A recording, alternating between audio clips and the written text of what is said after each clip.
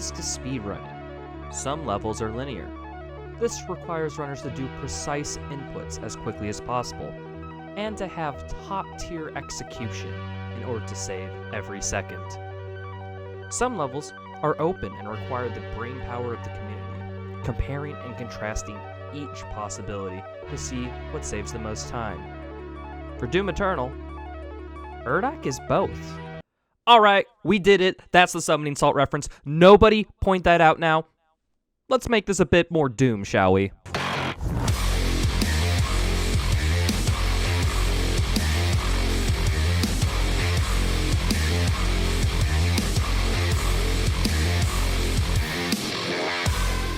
Hey y'all, Doom Eternal is an FPS released in 2020 and is shown to be the game that's perfect for speedrunning. No other game I've played has had a cacophony of speedrun tech, mind-numbing amounts of actions per minute, and has movement that's as exciting as its combat. But let's get down to baseline. What is this game? For those of you who don't know it, hi, welcome. Settle in real nice. You're gonna learn a lot of vocab today. Hell has invaded Earth, and you play as the Doom guy, a person who just kills demon and is really good at it. Doom Eternal is an arena shooter, meaning that most levels consist of combat encounters, traversals to those combat encounters, and some movement puzzles. To do these things, it gives the player a bunch of guns and movement options. This game has a collection of 8 guns in order to take demons down. The combat shotgun, heavy cannon, plasma rifle, rocket launcher, super shotgun, ballista, chain gun, and the BFG, Unmaker not included. And for movement options, the Doomslayer can dash and Meathook towards enemies. A lot of these systems have interplay with fundamental mechanics as well, leading to a very complex and deep speedrunning scene. I would love to cover how each tech was discovered, how it affected each level, however... So today, we're only going to talk about how all this progression affected one level and one category, and according to runners, it's the best goddamn level to ever exist in speedrunning. This is the progression of 100% Ultra Nightmare of Urdak.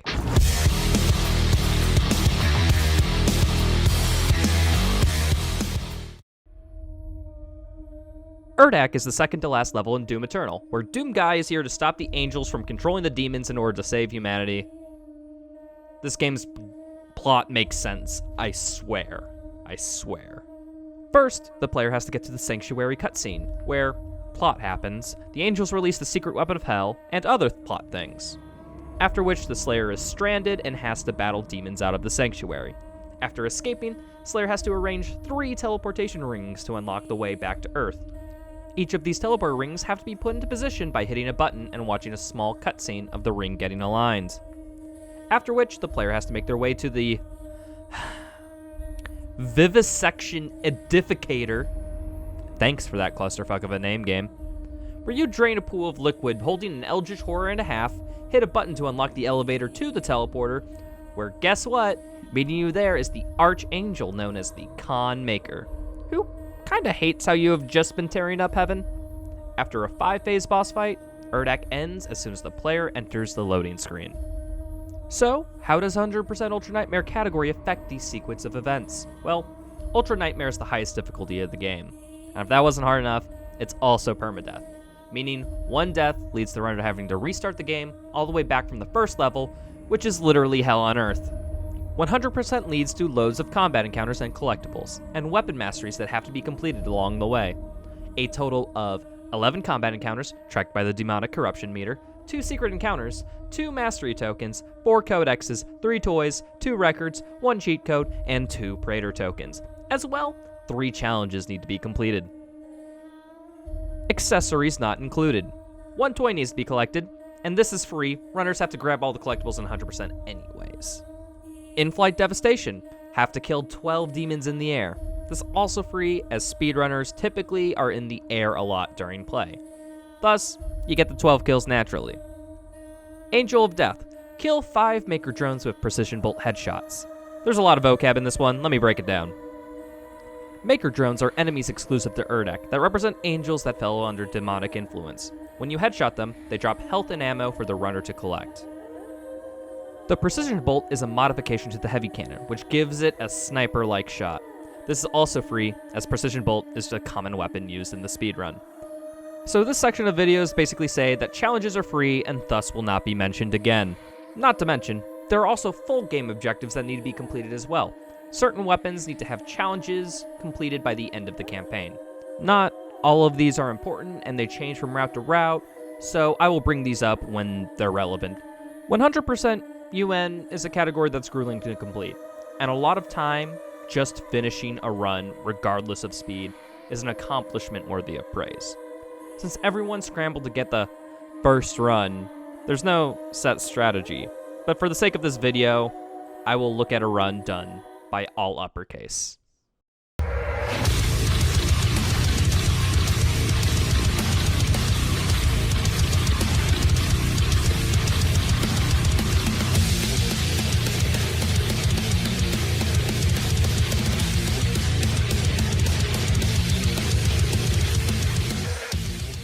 All uppercase's run can be chalked up to casual but fast play. But even then, there were signs of optimizations. Alu was able to skip a wall climbing section in the beginning by curving the speed boost from a ring to avoid a wall climb section. When fighting demons, Alu used a lot of hot swapping. Doom Eternal has a mechanic where swapping your weapon causes the previous weapon to reload and their cooldown to reset. Great use of this was made by swapping between the Super Shotgun and Ballista, two high damage weapons with long cooldown times. Inadequate use of the BFG was used in a couple fights. The BFG, also known as the Bioforce Gun, is a weapon that's limited to 2 shots, however has the potential to clear an entire room with a single blast. Routing the BFG shots and collecting its unique ammo pickups are very important for Doom Eternal speedrunning. More detail on this later. Alu uses it to clear a majority of demons at the Purple Ring fight. Also opts to BFG in the second secret encounter at Xanthus Harmonizer. This was a skeptical decision in hindsight, however it does kill everything except a Doom Hunter, this super heavy demon in the sled, making this an easier fight. Alu also opts not to quick swap weapons on big enemies like the Tyrant, and instead opts to use the mobile turret and to mow them down, a mod for the chain gun. As well, Alu just taking time to kill optional demons, which slowed him down immensely. For the Conmaker boss fight, the strategy was to hit the Queen Angel with 2 lock-on bursts. The lock-on burst is a mod attachment for the rocket launcher that hones 3 rockets onto a single demon. It's very costly in ammo, because the Doomslayer can only hold about 13 rockets maximum.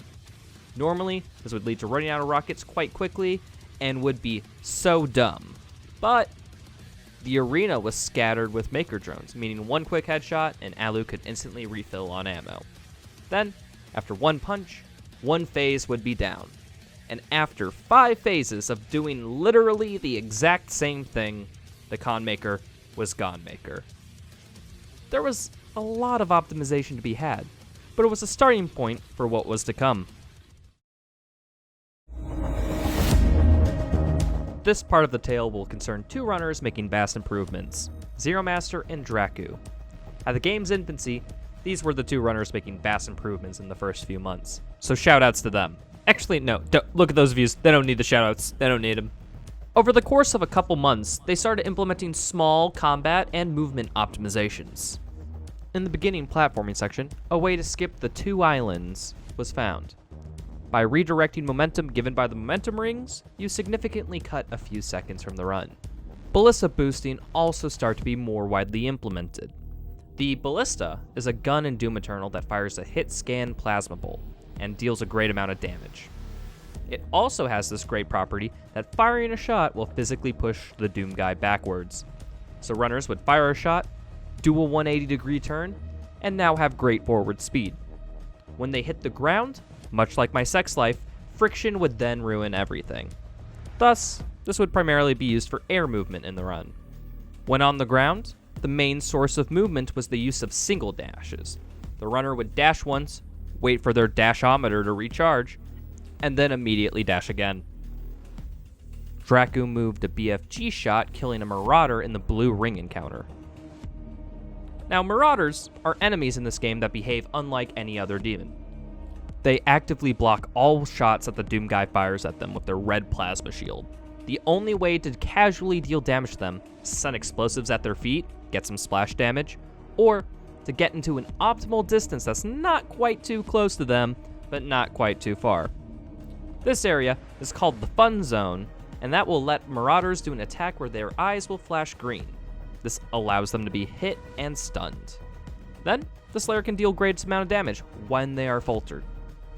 During this falter animation, Draku pulls out the big friendly gun and fires it right at the Marauder, leading to a very quick kill, and not having to deal with the red light, green light nature of waiting for the correct attack from the Marauder. They also opt to make greater use of the Crucible. The Crucible is a lightsaber ripoff, which is an immediate one-hit kill on any enemy.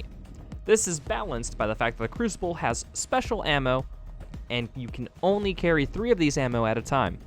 The only way to refill Crucible ammo is to pick up a Crucible ammo charge located at specific locations throughout every level. Draku Malfoy makes use of this by killing the Tyrant, the most bullet-spongy enemy in this game. Draku then BFG to clears the many heavy enemies in this encounter.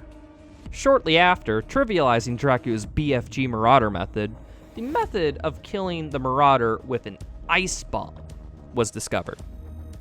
The Ice Bomb is a part of Doomguy's kit that instantly freezes any demon hit by the blast, allowing you to get free damage on the demon as the demon slowly thaws. But throw one of these things at the Marauder, they'll just block it with their shield.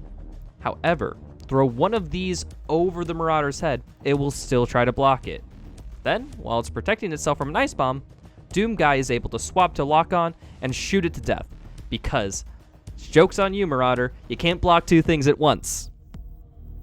So, the BFG had to be moved, and Draku moved it to the first secret encounter, where they would kill the secret encounter and the regular encounter with 1 BFG shot. 2 birds, 1 stone. It was also found that the blue ring encounter could have its first wave despawned. This is done by going through the blue ring, where the Doomguy touches a despawn trigger left by the devs.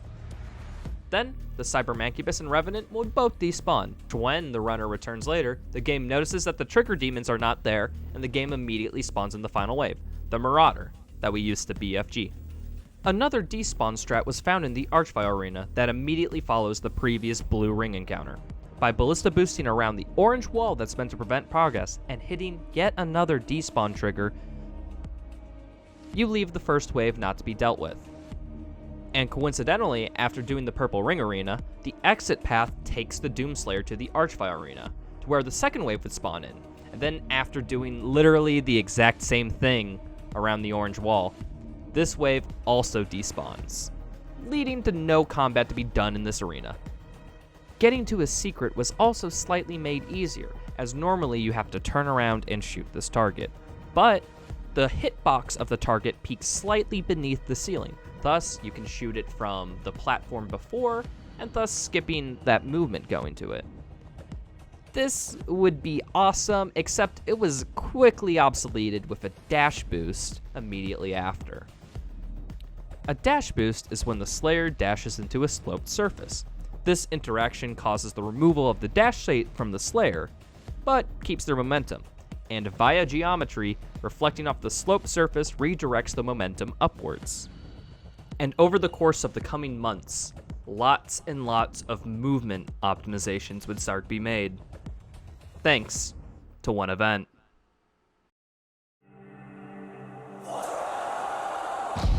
During the end of the summer, an interest was taken in Doom Eternal speedruns by a big speedrun YouTube channel, Carl Jobs. They expressed a direct interest in Doom Eternal speedruns and partnered with the European Speedrun Assembly, also known as ESA, and Kaspersky to hold a special version of Break the Record Live. Doom Eternal, any %, no major glitches. This event had the top 8 speedrunners of the no major glitches category, competing for a 24-hour period to try to get the world record live in NMG. This event drove a lot of hype into Doom Eternal routing and running, as runners tried to develop new strats and get new times in order to participate in the event. This revolution spread by osmosis to 100% as well, mainly just because 100%, the runners just didn't do any major glitches. You see, 100% UN runners were known as purists of the game, and mainly preferred to play through the game with a very restricted rule set, basically making it feel like casual play, but fast. So Zero Master got to work implementing some of the NMG strats into Hundo, as well as bringing a few optimizations they discovered along the way. Talking about BFG optimizations, the first area in the Sanctuary has many demons that won't spawn until a timer counts down. Zero Master found that you can sit at the end of an encounter hallway, wait for the last demon to spawn, and then fire the BFG to clear the arena, saving the time of traversal it takes to get out of the arena. This time saved 3 seconds over using the BFG in the first secret encounter. Hey, take any time save you can. You could not do both of these strats because BFG routing wouldn't allow it. So eventually runners moved over to this strat over Jakku's 2 birds 1 stone strategy. It turns out the community had been sleeping on a completely broken weapon mod this whole time. The Destroyer Blade is a mod fire for the Ballista that fires a sweeping blast of energy that deals about 1 lock-on of damage. But this wave goes through all the demons, allowing high damage in groups. Why wasn't this an obvious choice before the run? Well, Destroyer Blade has a really long charge-up time that hampers your motion while it's charging, typically meaning that if you're in the middle of an encounter and you use this, you would easily die. Zero Master was able to implement this while demons were spawning, as well as make use of bunny hopping to keep speed. Oh god, another vocab term. The Destroyer Blade slows you down if you are on the ground and moving, and it also turns out that if you jump right when you hit the ground, you preserve your speed and don't experience any friction. This is called bunny hopping. Combining the 2 techs of these together allowed you to be mobile while charging and survive more situations, as you would start the Destroyer Blade in the air and bunny hop to keep your previous speed. Bunny hopping was actually really difficult due to having to time your spacebar while hitting the ground. Foreshadowing. The blue ring encounter can be skipped with 1 trick id Software doesn't want you to know, but by combining a simple dash and ballista boost going straight to the Archvile arena. But wait. We need to align all 3 rings to open the teleporter back to Earth. We just skipped the blue ring. Well, the developers didn't plan on anyone being able to skip the blue ring alignment cutscene, because it spawns portals immediately after in order for you to, get to the next section. So the final section of the level to get to the boss fight only requires the orange and purple rings to be aligned. Wow! Thanks, devs. I appreciate them being lazy a bit. Zero Master also found that you could just dash directly into the orange ring encounter, completely skipping the secret counter and another heavy demon. Wait, we're skipping a lot of tracked encounters. When are we gonna do them? And now is when the big brain strats come in. Zero Master skipped 4 encounters in his latest route, but Doom Eternal has a neat mechanic that unlocks when you're about to beat the level: fast travel. So we would get to certain fights early by skipping some sections and then fast travel back to them to complete them later. The current route displeased a lot of runners, to say the least, for reasons we'll get into. And there are 2 major contentions throughout the history of 100% UN, and I feel it would be disingenuous if I did not include at least some discussion of them. The first we will talk about is the binding of the jump button to the scroll wheel.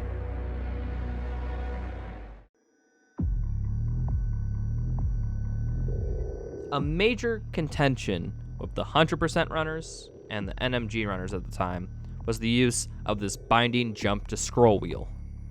For any percent unrestricted, they make use of a major glitch known as slope boosting. This involved spamming multiple jump inputs in a ramp extension plane to gain massive height and speed. Slope boosting was found by accident when runners bound the jump to scroll wheel while trying to relive those old Quake days, trying to bunny hop till their heart's content. And because this command was allowed for any percent, the speedrun community allowed it to be used in every category on the leaderboards. The only consolation is that you couldn't use it to slope boost in NMG, or in our case, Hundo. This was especially contentious because players had to implement a line into the command console of their PC in order to bind jump to scroll wheel, because you couldn't do it through the in-game menu. 100% runners at the time didn't like this. At least the popular ones didn't. Bite Me, Zero Master, Draku were the top 100% runners in their respected categories, although most runners that were close were all for it. Like James Plays a Moo, Chocolate Vanille, and some random dude called Taru.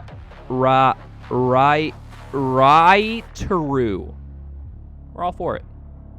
Truth be told, the decision came down to the moderation team at the time, and had very little community involvement.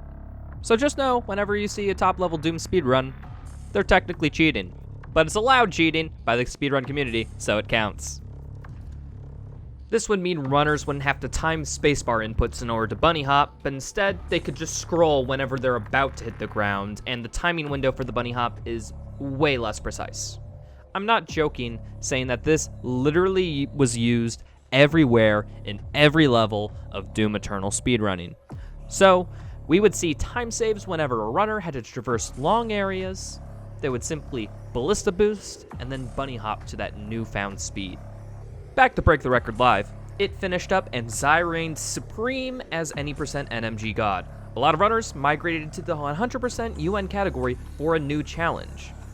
And what was found would cause the category to be different forever.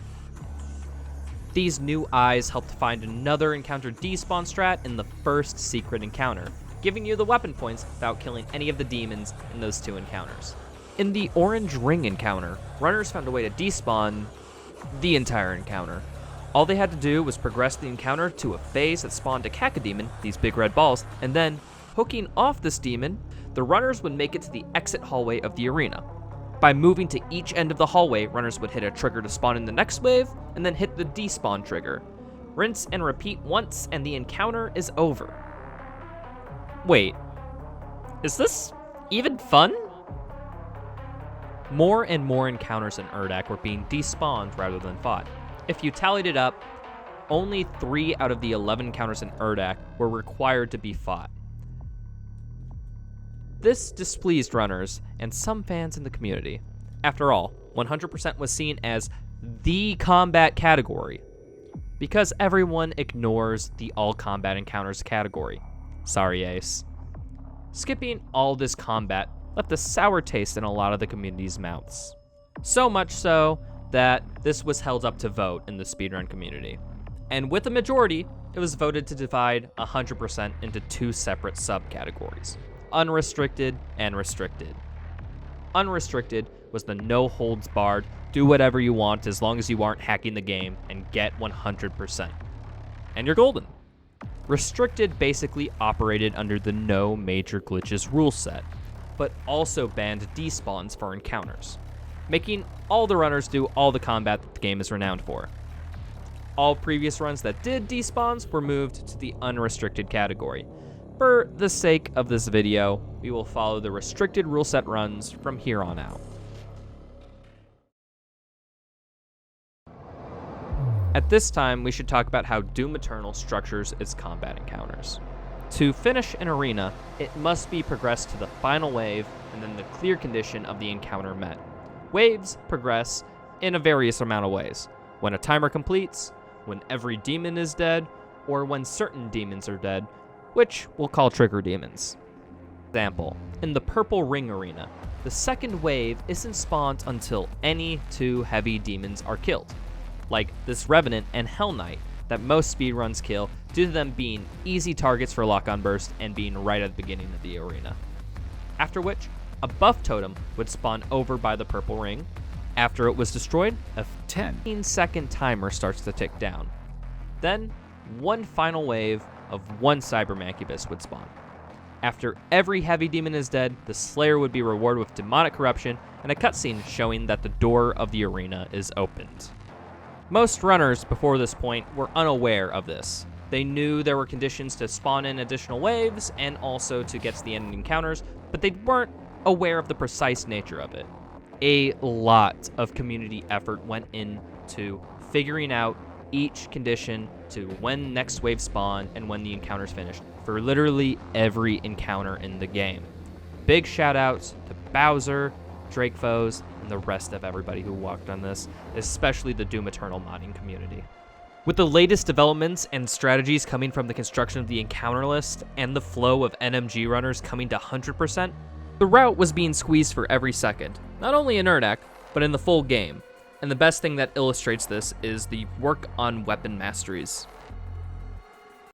Each weapon mod has a challenge associated with it in order to unlock its final upgrade tier. For example, the micro-missiles attachment for the heavy cannon has a challenge to stick 3 demons with micro-missiles in 1 barrage 15 times. 8 challenges like these would have to be completed by the end of the campaign. This meant that the runner would have to take some time out of getting to the next objective as quickly as they can in order to complete the challenge. When the runners first started off, they would normally get most of their mastery tucks during the beginning of the run, and then save the last section of the run blasting through the game. However, this was unoptimal due to runners having to slow down time for completion in earlier sections, when it was free in late game sections. Thus, runners had to farm micro-missiles mastery when the situation would lose the least amount of time. For example, the first encounter in Urdak had a lot of timers, so it was optimal now to farm micro-missiles masteries during this because you're waiting anyways to get to the final part of the wave. Every Kako demon was routed to be killed with an Arbalest stick in this game, and this led to the mastery being worked on in Urdak. Arbalest is the weapon mod for the ballista, and its mastery is just as simple as killing Kako demons, these big red balls. And you have to kill 20 of them. You'll see why this fact is important soon. There, at this point, was the implementation of a new strategy called Daddy Skip. Daddy. When the Doomslayer hits the button to activate the blue ring, it triggers an unskippable cutscene that lasts 40 seconds. This would spawn a momentum ring for the Doomslayer to continue on with the level. This would normally be skipped with despawn strategies, but yeah, not longer a thing we're talking about. However, it was found that this cutscene could actually be skipped by luring a fodder demon to the outskirts and using a technique known as yeet hooking. The Doomslayer would fire themselves to the Archvile combat arena. Alright, with a name like that, I have to explain it. What is yeet hooking? Yeet hooking is the gain of momentum from the Super Shotgun's mod fire, known as the Meathook. This normally pulls you towards the target. However, if a side direction is held, the Doomslayer will whip to the side, gaining a lot of speed in the process. This trick is FPS dependent, meaning the more frames that you are holding the side button on the Meathook, the more speed you gain. The weapon wheel, which is a menu that displays all your weapons, slows down time in order to let you pick your next weapon without the enemies swarming you. Combine the two of these together, you are on the Meathook for more frames and thus gain stupid amounts of speed. It should mention to note at this point that with all the frame rate dependent tricks at this game, that Doom Eternal does enforce an FPS maximum of 250 frames per second. This is relatively high, however, Doom Eternal runs surprisingly well for a modern game, so it was picked to be this point.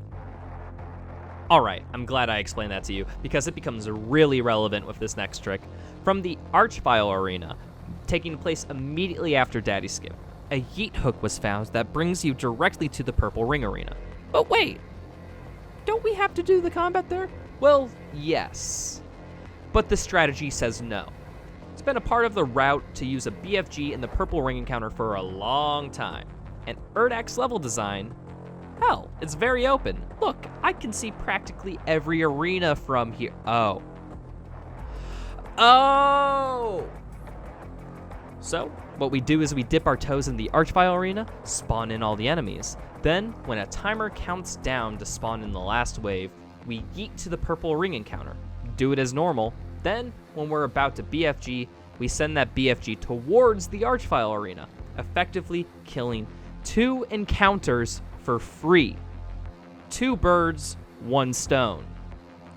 Also, optimizations like cut speed were gaining implementation in the route. I like that name. Thumbs up. Cut speed is able to be got during the Purple Ring encounter. This game conserves your speed during a cutscene. to make it seamless when you get control back to your character. Normally, when you dash, the game accelerates you, keeps you at dash speed, and then slows you back down. Since the end of the dash occurs during the cutscene, you never get slowed down, and you keep that high dash speed going into the next section of movement. In the orange ring encounter, normally there's a timer that counts down to tell the last wave to spawn in. So during this time, DrakePHOSE was able to implement an old NMG strat called Sausage Skip. It doesn't even affect me anymore. To yeet off a Kako hole-in-one into the orange ring button cutscene, watch it, and then return to the encounter later to finish it. And how do you get out of this encounter now that we just came back to it and lost our exit? Well, I'll just let you watch this.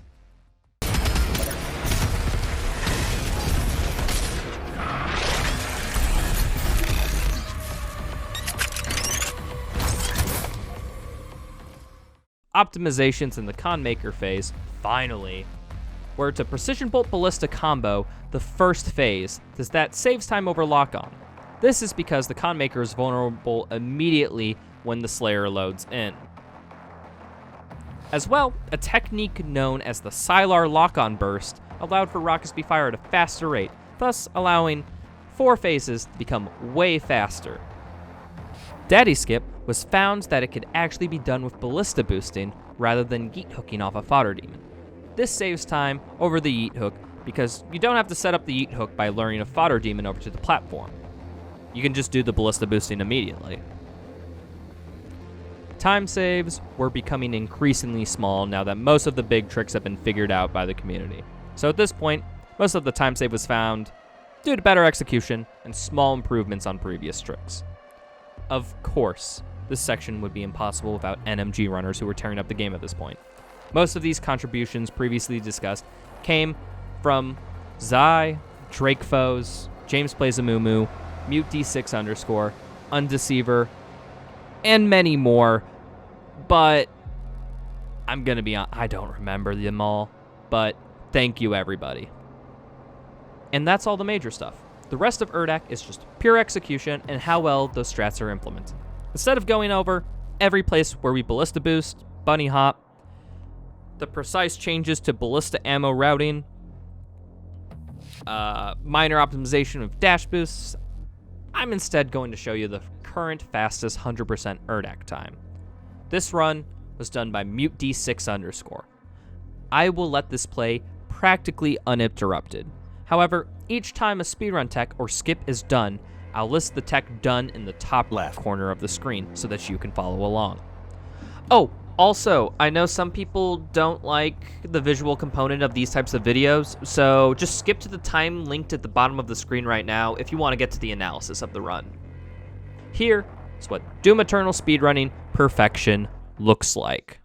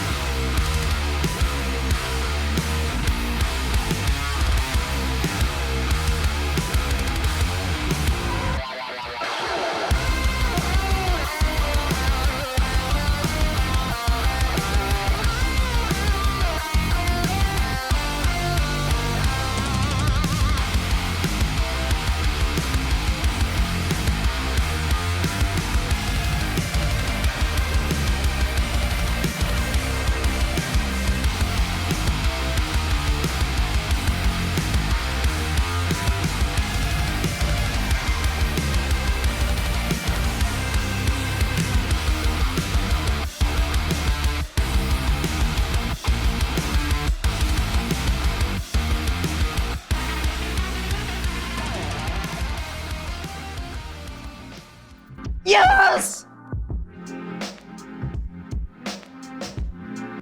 Finally! Oh my god! With that comp maker fight losing 5 seconds too! The one you've been waiting for, there it is, I found it! Out of nowhere, I found it today, 7:23.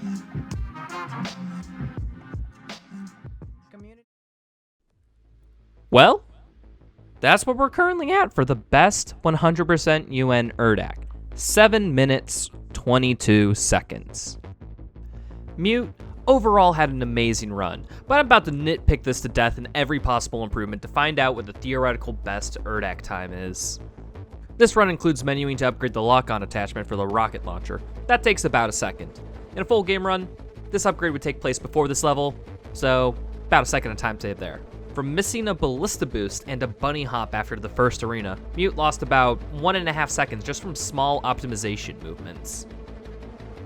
In the purple ring encounter, Mute could have BFG'd about 2 seconds earlier and still completed the wave, as well as be closer to the door when they get cut speed.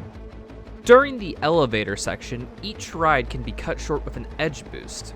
By aligning on the ledge of the elevator platform, the corner acts as a slope and allows the Slayer to dash boost off it. This can be done on the purple ring encounter, not the orange, saving about 2 seconds, at best. During Sausage Eat, Mute did not get a hole-in-one into the door. A hole-in-one with a good bunny hop chain would save 3 seconds. D6_ could save a few seconds at the final cut speed of the run.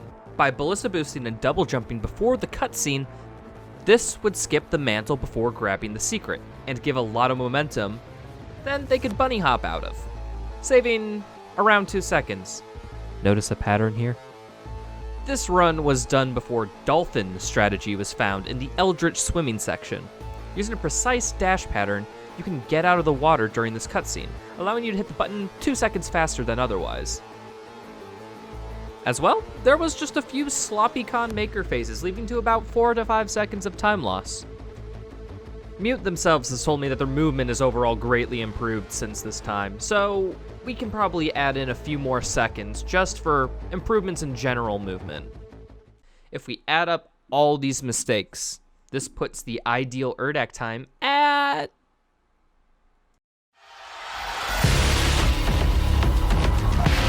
So, theoretically a sub 7 Urdak is possible. It would have to be a clean run, but it's possible. Mute actually has gotten a 7:14 since this previous run, but it wasn't valid because an arch file survived a BFG shot on Purse Harmonizer, causing it to not have all the combat rating. And it's only a matter of time until someone gets the god run of Urdak. In fact, Mute themselves says that they're going for sub 7 and grinding Urdak on a somewhat regular basis, so it could be anytime soon. This is the part where I get a conclusion. Well, here. Doom Eternal speedruns are underrated. For as much detail I went into this level, truth is, most levels are like this, in one way or another. Urdak just have some of the flashiest use of combat, movement, and downtime optimization, more than any other level. In FPS speedrunning, this is probably the best level to watch from a viewer perspective. Suck it, Beacon 3. Titanfall 2 isn't even that good. Yeah. Oh, hey. One thing. I had to alleviate a lot of details from this video so that it wasn't just explaining mechanics over and over and over again. This game has like an encyclopedia of speed tech and whatnot that I can't get into the nitty-gritty just for a video like this. If you want to, I have 2 other videos going over all the nitty-gritty details of combat and glitches that are used in the run. Feel free to check them out. Linked in the sidebars, top right, end card, whatever new feature YouTube has rolled out to try to increase engagement. Another thing, I want to thank everybody who helped with this video. Mute D6, DrakePHOSE, Quarth234, therealpaisano, and everyone at the Modern Doom Speedrunning Discord. Links to everything is in the description. Thank you so much. This is the longest video project I've ever worked on. I think it turned out well. I got to a spot where I'm somewhat happy with it. Let me know what you'd like to see in maybe the comments. Maybe another level I'll do like this. Who knows? Who cares? I guess that's what I'm trying to figure out. Alright, bye.